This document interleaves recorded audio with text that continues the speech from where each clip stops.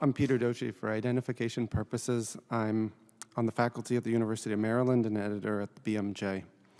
I have no relevant conflicts of interest, and my comments today are my own.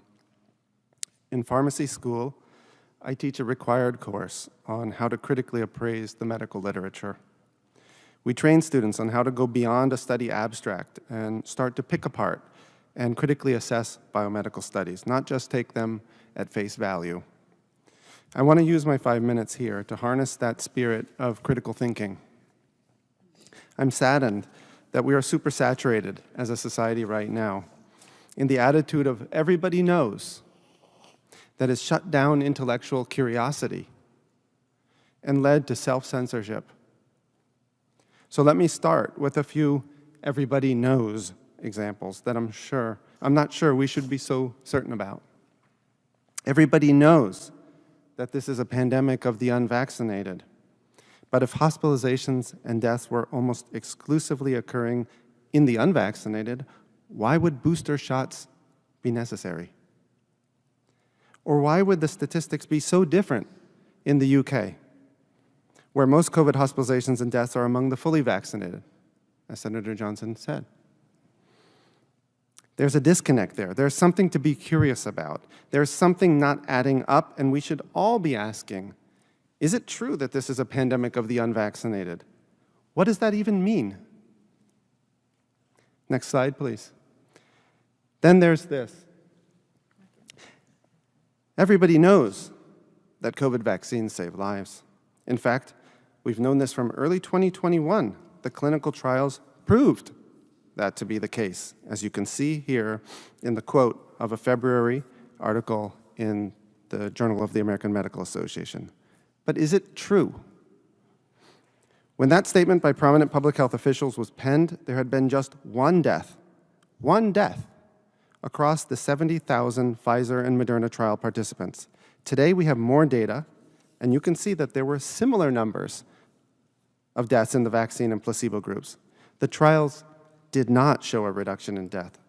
Even for COVID deaths, as opposed to other causes, the evidence is flimsy, with just 2 deaths in the placebo group versus 1 in the vaccine group. My point is not that I know the truth about what the vaccine can and cannot do.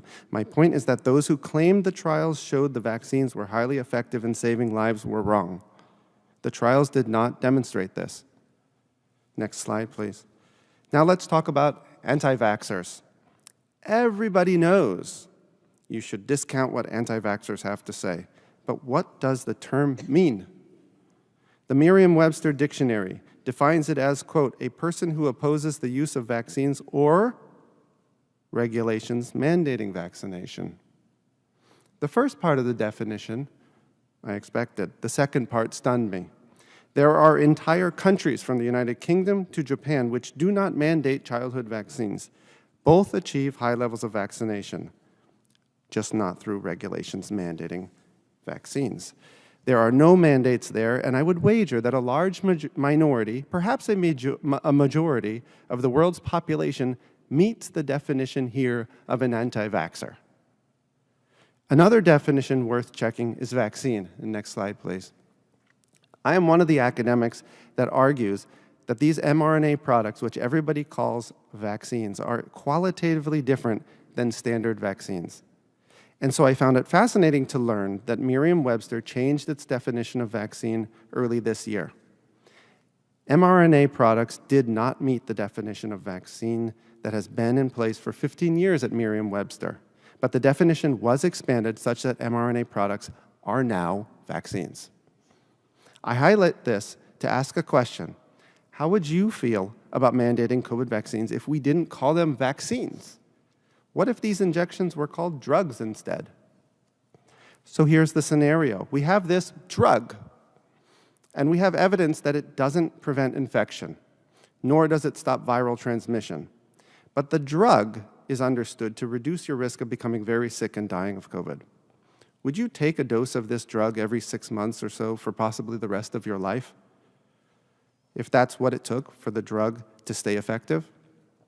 Would you not just take this drug yourself, but support regulations mandating that everybody else around you take this drug? Or would you say, hold on a sec?